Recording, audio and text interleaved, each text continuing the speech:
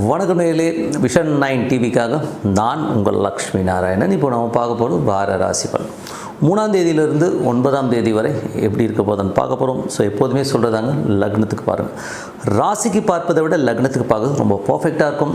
உதாரணமாக ஒரு மகர லக்னம் விருச்சிக ராசினா நீங்கள் விருச்சிக ராசிக்கான பலன்களை பார்க்குறத விட மகர ராசிக்கான பலன்களை பார்க்கும்போது ரொம்ப பர்ஃபெக்டாக இருக்கும். முதல்ல வர்றது பொது பலன்கள், அதுக்கப்புறம் தசா புக்தி பலன்கள். உங்கள் ஜனனகால ஜாதகத்து ரீதியாக என்ன தசா புக்தி அந்தரங்கள் வருதோ அதை நீங்கள் நோட் பண்ணி வச்சு அதை மிங்கிள் பண்ணி பார்க்கணும். ரொம்ப பர்ஃபெக்டாக இருக்கும். வீடியோட எண்டில் டிப் ஆஃப் த வீக் இருக்குது, மறக்காமல் பாருங்கள். விருச்சிக ராசி. ஸோ விருச்சிக ராசிக்கு பார்த்தீங்கன்னா உங்களது ராசியாதிபதி செவ்வாய் ஆட்சி பலத்தோடு இருக்கும். வேலை இல்லாதவர்களுக்கு வேலை கிடைக்கிறதுக்கான வாய்ப்புகள் இருக்குங்க. ஸோ அது ரொம்ப சூப்பரான விஷயம். கொஞ்சம் ஸ்ட்ரகிளாக இருந்தாலும் கிடச்சிரும். ஸோ ஒன்றும் ப்ராப்ளம் இல்லை. அதுக்கப்புறம் உங்களுக்கு 2 மற்றும் 5ஆம் அதிபதியான குரு பார்த்தோம்னா இப்போது உங்களுக்கு 9ல் உச்சமாக இருக்காருங்க. ஸோ அது கொஞ்சம் பாதகஸ்தானமாக இருந்தாலும் குழந்தைகள் ஒரு லெவலில் செட்டில் ஆகிறதெல்லாம் ரொம்ப அற்புதமாக இருக்குங்க. குடும்பத்துக்கு தேவையான ஒரு விஷயங்களை கொஞ்சம் தர்க்கங்கள் எங்கன்னா பேசும்போது மட்டும் கொஞ்சம் கவனமாக இருங்க. கொடுக்கல் வாங்கலாம் கொஞ்சம் கேர்ஃபுல்லாக பண்ணிக்கிறது ரொம்ப ரொம்ப நல்லது. அதுக்கப்புறம் 3 மற்றும் 4ஆம் அதிபதியான சனி. ஸோ 3 மற்றும் 4ஆம் அதிபதியான சனி பார்த்திங்கன்னா உங்களுக்கு 5ல் இருக்காருங்க. ஸோ 5ல் அதுவும் வக்கரமாக குருவுடைய சாரத்தில் இருக்கும்போது கொஞ்சம் கவனமாக இருக்குங்க. ஏன்னா அது எங்கேனாச்சும் ஏதோ வார்த்தை கொடுத்துட்டு ஐயோ முடியலைங்கிற மாதிரி சூழ்நிலை ஏற்படுத்தும். ஸோ அதனால் கொஞ்சம் கவனமாக பார்த்து நல்லது. தாயார் சம்மந்தமான விஷயம், நிலபுலன்கள் சம்மந்தமான விஷயம், நல்ல வருமானங்கள், நல்ல ஏற்றங்கள் வரதுக்கான வாய்ப்புலாம் ரொம்ப நல்லா இருக்குங்க. ஸோ அது ரொம்ப சிறப்பான விஷயங்கள் தான். அதுக்கப்புறம் பார்க்கும்போது உங்களது 5ஆம் அதிபதியான குரு 9ல் இருக்கும்போது குழந்தைகளுடைய விஷயங்கள் அற்புதமாக இருக்கும். குழந்தைகள் அடுத்த கட்டத்துக்கு போகிறதுக்கான வாய்ப்புலாம் ரொம்ப அற்புதமாக இருக்குங்க. அதுக்கப்புறம் சில பேர் ஆன்மீக சுற்றுலா, ஆன்மீக பயணங்கள் போகிறது மாதிரியான விஷயங்களும் அற்புதமாக இருக்குங்க. ஸோ அதெல்லாம் ரொம்ப ரொம்ப நல்ல நல்ல விஷயங்கள் தான். அதுக்கப்புறம் பார்க்கும்போது உங்களுடைய 6ஆம் அதிபதியான செவ்வாய் ராசியிலே இருக்கும்போது உடல் ரீதியான விஷயங்களை கொஞ்சம் கவனமாக இருக்கணும். ஏன்னா சில பேருக்கு வயதானவர்கள் கொஞ்சம் அந்த உடல் ரீதியான விஷயங்கள் கொஞ்சம் கவனமாக மெடிசன்ஸ் எடுத்துக்கிறதுலாம் கொஞ்சம் பர்ஃபெக்டாக எடுத்துக்கிறது ரொம்ப ரொம்ப நல்லது. கொஞ்சம் எமோஷன் ஆகாமல் இருக்கணும். அதுக்கப்புறம் பார்க்கும்போது வேலை இல்லாதவர்களுக்கு வேலை கிடைக்கிறதுக்கான வாய்ப்பு ரொம்ப நல்லாயிருக்கு. 7ஆம் அதிபதியான சுக்கிரன் 12ல் இருக்கும்போது சுப நிகழ்ச்சிகள் சம்மந்தமான விஷயம் கொஞ்சம் அலைச்சல்கள், கொஞ்சம் விரயங்கள் ஏற்படுறதுக்கான வாய்ப்புலாம் இருக்குங்க. ஸோ மனைவிக்காகவும் கொஞ்சம் செலவு பண்ணுவீங்க. 8ஆம் அதிபதியான புதன் ராசியிலே இருக்கும்போது கொஞ்சம் கவனமாக இருக்கணும். தேவையில்லாத ஒரு நட்பு, மூத்த சகோதர சம்மந்தமான விஷயங்களை நமக்கு தேவையில்லாத ஒரு எமோஷன்ஸையும் ஸ்ட்ரெஸ்ஸையும் ஏற்படுத்திடும். சில நேரங்களில் காதல் வயப்பட்டு அதனால் ஒரு சின்ன சின்ன அவமானங்கள் வர்றதுக்கான வாய்ப்புகளும் இருக்குது. ஸோ அதனால் கொஞ்சம் கவனமாக இருந்துக்குங்க. அதுக்கப்புறம் பார்க்கும்போது 9ஆம் அதிபதியான சந்திரன் சிறப்பான விஷயங்கள், நல்ல ஏற்றங்கள், நல்ல லாபங்கள், நல்ல ஒரு வளர்ச்சி கிடைக்கிறதுக்கான வாய்ப்புலாம் இருக்குது. ஸோ கொஞ்சம் ஆன்மீக ஈடுபாடு இதெல்லாம் கிடைக்கிறதுக்கான வாய்ப்புகளும் ரொம்ப நல்லா இருக்குங்க. ஸோ அதுக்கப்புறம் பார்க்கும்போது 10ஆம் அதிபதி. ஸோ 10ஆம் அதிபதியான சூரியன் 12ல் இருக்கும்போது தொழில் ரீதியான விஷயங்கள் கொஞ்சம் அலைச்சல்கள் இருக்கும். கொஞ்சம் அலைச்சலும் ஃப்யூச்சரில் ஒரு பெரிய லாபத்துக்கான விஷயங்கள் கண்டிப்பாக நடக்குங்க. 11ஆம் அதிபதி உங்களுக்கு ராசியில் இருக்கும்போது பெரிய லாபங்களை நோக்கி போவீங்க. பட் இருந்தாலும் கொஞ்சம் கவனமாக இருக்கணும். ஏன்னா தேவையில்லாத ஒரு மன உளைச்சலை கொண்டு விட்டுரும். ஏன்னா சனி புதன் இந்த மாதிரி ஒரு காம்பினேஷன்லாம் வரும்போது புதன் இப்போ உங்களுக்கு சனியுடைய சாரத்தில் கொஞ்சம் ஏமாற்றங்கள், யாராச்சும் நம்மளை டெக்னிக்காக ஏமாத்துறதுக்கான வாய்ப்புலாம் இருக்கணும். கொஞ்சம் கவனமாக இருந்துக்கிறது ரொம்ப ரொம்ப நல்லதுங்க. ஸோ இதுவரை பார்த்தது பார்த்திங்கன்னா உங்களுக்கு பொது பலன்கள். இப்போ பார்க்க போகிறது தசா புக்தி பலன்கள். விருச்சிக லக்னமாக இருந்து சூரியன் தசா புக்தி அந்தரங்கள். சூரியன் பார்த்திங்கன்னா 12 நீச்சங்க. ஸோ தொழில் ரீதியான விஷயங்கள், சின்ன சின்ன மனசலனங்கள், ஐயோ என்ன பண்ண போகிறோம், ஏது பண்ணுறோங்கிற ஒரு புலம்பும் கொஞ்சம் இருக்கும். ஸோ கொஞ்சம் பொறுத்துங்க, ஒரு வாரத்தில் எல்லாமே சரியாயிடும். புதிய தொழில் வாய்ப்புகள் கண்டிப்பாக கிடைக்குங்க. அதுக்கப்புறம் விருச்சிக லக்னமாக இருந்து சந்திரன் தேசாவில் சந்திரன் சிறப்பான விஷயங்கள், நல்ல ஏற்றங்கள், நல்ல லாபங்கள் வர்றதுக்கான வாய்ப்புகள், நல்ல ஒரு முயற்சி வெற்றி அடைவதற்கான வாய்ப்பு ரொம்ப நல்லா இருக்குது. நிறைய ட்ராவல் பண்ணுற மாதிரி விஷயங்களை கண்டிப்பாக கொடுக்குங்க. விருச்சிக லக்னமாக இருந்து செவ்வாய் தசாபதி. செவ்வாய் பார்த்திங்கன்னா உங்களுக்கு ராசியிலே ஆட்சி பலத்தோடு இருக்கும்போது வேலை இல்லாதவர்களுக்கு வேலை கிடைக்கிறதுக்கான வாய்ப்புகள், கடன் கேட்டுட்டிங்கன்னா கடன் கிடைக்கிறதுக்கான வாய்ப்புலாம் ரொம்ப நல்லாயிருக்கும். அதே நேரத்தில் பார்த்திங்கன்னா உடல் ரீதியான விஷயங்களை கொஞ்சம் கேர்ஃபுல்லாக இந்த மெடிசன்ஸ்லாம் எடுக்கிறவங்க கரெக்டாக எடுத்துக்கிறது ரொம்ப ரொம்ப நல்லது. அதுக்கப்புறம் விருச்சிக லக்னமாக ராகு தேசாபதி. ராகு பார்த்திங்கன்னா இப்போது உங்களுக்கு 4ல் இருக்காருங்க. ஸோ 4, 9 குருவுடைய சாரத்தை உச்சமாக போகும்பொழுது சொத்துக்கள் ஏதாச்சும் லோன்ஸ் போகிற மாதிரியான விஷயங்கள், புதிய சொத்து வாங்கணுங்கிற எண்ணங்களை எல்லாம் ஏற்படுத்தும். சில நேரங்களில் தாயாரோட உடல்நலம் சம்பந்தமான விஷயங்கள் கொஞ்சம் கேர்ஃபுல்லாக இருந்துக்கிறது ரொம்ப ரொம்ப நல்லது.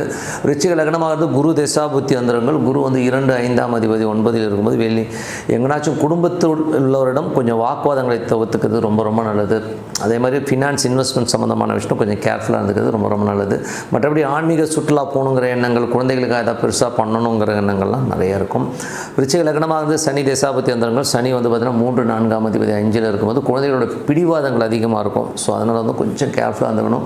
சில பேர் வந்து ஆன்மீக சுற்றுலா, சில நேரம் குழந்தைகளுக்கான கொஞ்சம் ஸ்பெண்ட் பண்ணுறமான விஷயங்கள் நிறைய இருக்குங்க.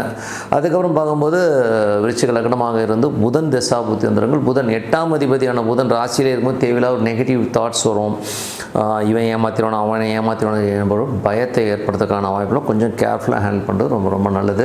விருச்சிக லக்னமாக வந்து கேது தசாபுத்தின்னு. கேது வந்து 10ல் இருக்கும். தொழில் ரீதியான விஷயங்களுக்காக நிறைய வந்து அலைச்சல்கள் இருக்கும். பட் இருந்தாலும் வந்து கொஞ்சம் வந்து அலைச்சல்களும் கொஞ்சம் வந்து செலவுகளும் ஆகும். இருந்தாலும் கொஞ்சம் கவனமாக பார்த்துக்கணும். ஏன்னா கடன்கள்ன்றது வந்து வாங்குறதுக்கு முன்னாடி இது தேவைங்கிறது வந்து யோசித்து பார்த்து வாங்குறது ரொம்ப ரொம்ப நல்லது. 11ஆம் அதிபதியான புதன். 11ஆம் அதிபதி 8ஆம் அதிபதியாக இருந்தாலும் பெரிய லாபங்களுக்காக ஒரு பெரிய ரிஸ்க் எடுக்கிற மாதிரி விஷயங்கள்லாம் ஏற்படுத்தும். கொஞ்சம் கவனமாக இருந்துக்கிறது ரொம்ப ரொம்ப நல்லதுங்க. மற்றபடி என்னங்க, ஸோ என்னை பொறுத்தவரை வந்து பார்த்திங்கன்னா இப்போ வந்து விருச்சிக லக்னமாக இருந்து சுக்கிர தசாபுத்தி இருந்தனால சுக்கிரன் 12ல் இருக்கும்போது சுப நிகழ்ச்சிகள் சம்மந்தமான விஷயங்களில் கொஞ்சம் விரயங்கள் ஏற்படுறதுக்கான வாய்ப்புகள் கொஞ்சம் கேர்ஃபுல்லாக இருந்துங்க. ஸோ என்னை இப்போ நல்ல ஒரு பிரார்த்தனை கண்டிப்பாக அடுத்த லெவல் போகிறதுக்கான வாய்ப்பு ரொம்ப சிறப்பாக இருக்குது. ஸோ என்னை இப்போ ஏன்னா அந்த பிரார்த்தனைகள் கரெக்டாக ஒரு டைம் ஃபிக்ஸ் பண்ணிவிட்டு நீங்கள் பண்ண ஆரம்பிச்சிங்கன்னா அற்புதமான பலன்களை கண்டிப்பாக கொடுக்குங்க. ஸோ இப்போ பார்க்க போகிறது tip of the week. So tip of the வீக்கில் வந்து இந்த வாட்டி நம்ம பார்க்குறது வந்து லட்சங்களை குவிக்கும் சாமியார்கள். ஸோ சாமியார்னாலே யாருங்க, அவங்க வந்து முற்றும் துறந்தவர்கள், மக்களுக்காக சேவை செய்கிறவங்க. ஸோ இப்படி தான் நம்ம பார்த்துருக்கோம். இப்போ வந்து ஒரு கார்ப்பரேட் லெவலில் வந்து நான் வந்து டீச்சர்ஸை பற்றி நான் எதுவுமே சொல்லலை. பட் ஒரு சில சாமியார்கள் வெளியில் வந்து நான் ரொம்ப நல்லவன், ரொம்ப இதுங்க அப்படி இப்படின்லாம் பேசுகிறவர்கள். பட் அவங்களுடைய சிஸ்டமே எப்படி இருக்குன்னா வேறு லெவலில் வந்து அவங்க பணம் பண்ணுறதா தான் வந்து அவங்க குறிக்கோளாக பண்ணணும். ஏன்னா வந்து ஒரு கிளாஸஸ் போடுறாங்க. அந்த கிளாஸஸில் வந்து பார்த்திங்கன்னா பல லட்சங்களை வந்து ஒரு ஷார்ட் டேர்மில் நம்ம சம்பாதிக்கணுங்கிறது தான் வந்து அவங்களுடைய மோட்டிவாக இருக்குது. அதில் வந்து நான் நிறைய கிளாஸஸ் அட்டன் பண்ணியிருக்கேன். ஸோ அந்த அனுபவத்தை தான் சொல்கிறேன். ஸோ அதில் வந்து பார்த்திங்கன்னா ஒரு கிளாஸ் நான் அட்டன் பண்ணேன். அது பார்த்திங்கன்னா ஒரு பெரிய குரூப் தான். பட் அங்கே என்னென்னா அவங்க சொல்லிக் கொடுத்த விஷயங்கள் வந்து கிட்டத்தட்ட ஒரு 3 நாட்களுக்கு மேலே சொல்லி கொடுத்தாங்க. பட் அது எதுவுமே வந்து ஒரு ப்ராப்பரான ஒரு இதில் இல்லவே இல்லை. ஏன்னா வந்து அவங்கள வந்து மேக்ஸிமம் வந்து ஒரு என்டர்டெய்னர் மாதிரி தான் கொண்டு போனாங்க. கொஞ்சம் என்டர்டெயின்மெண்ட்டு கொஞ்சம், ஏன்னா அவங்க வந்து ஒரே கிளாஸஸாக போனால் போர் அடிச்சு தூங்கிடுவாங்களோன்ட்டு அவங்க பண்ணாங்களான்னு தெரியல. பட் அதை வந்து அவங்க ஸ்ட்ரீம்லைன் பண்ணியிருக்கலாம். ஏன்னா வந்து நிறைய நேரங்கள் விரயமாக்கப்பட்டுச்சு. அதுக்கு வந்து அவங்களுக்கு கிடைச்சது வந்து பல கோடிகள். என்னை பொறுத்தவரை வந்து எப்படி ஒரு 2-3 கோடி கிடைச்சிருக்குன்னு வச்சுப்பேன். பட் அது வந்து காசு கம்மி தான். பட் இருந்தாலும் அந்த சொல்லிக் கொடுத்த அந்த வித்தைங்கிறது ரொம்ப ரொம்ப ரொம்ப கம்மி தான். ஸோ அது வந்து கொஞ்சம் கஷ்டமாக தான் இருந்தது, என்னடா அதுன்னு.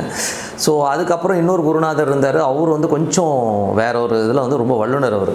ஸோ அவர் வந்து நான் சொன்னேன்னா நீங்கள் புரிஞ்சுப்பீங்க, நான் பர்டிகுலராக சொல்லலை.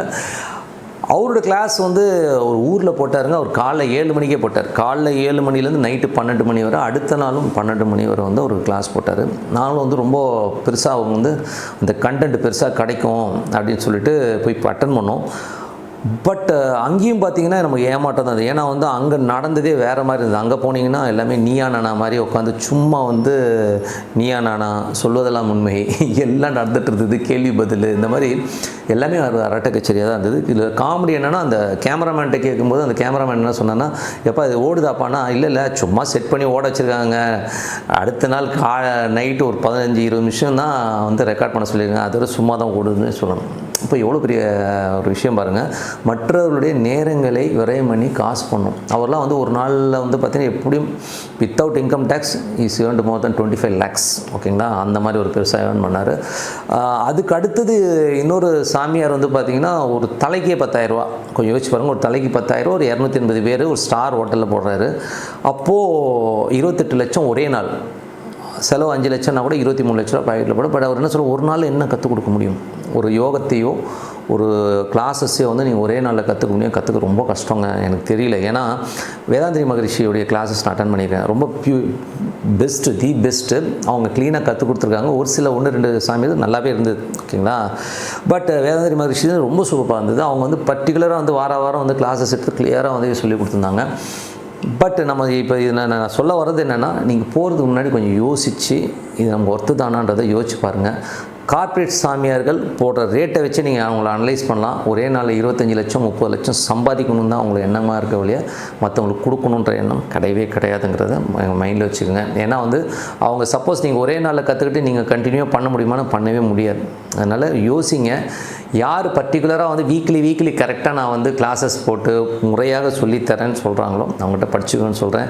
ஏன்னா இப்போ கார்ப்பரேட்டில் இது ஒரு பெரிய ஃபேஷனாகி போச்சு. ஒரு 25 லட்சம் 30 லட்சம் ஒரே நாளில் அள்ளணுங்கிறது தான். ஸோ புத்திசாலித்தனமாக மெய்ப்பொருள் காண்பது அறிவு. நமக்கு யார் குருநாதங்கிறத நம்ம தேடணும். தேடினா தான் கிடைப்பாங்க. பட் கரெக்டான குருவை கிடைக்க வாழ்த்துக்கள். நன்றி, வணக்கம்.